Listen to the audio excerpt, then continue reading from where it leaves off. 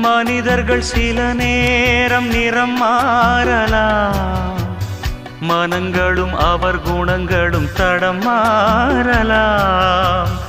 இலக்கணம் சில நேரம் பிழையாகலாம், எழுதிய அன்பு இலக்கியம் தவறாகலாம். விரல்களை தாண்டி வளர்ந்ததைக் கண்டு நகங்களை நாமும் நறுக்குவதுண்டு.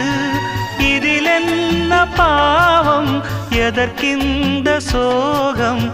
கிளியே நலம் வாழ என் நாடும் என் வாழ்த்துக்கள், தமிழ் கூறும் பல்லாண்டு என் வார்த்தைகள்.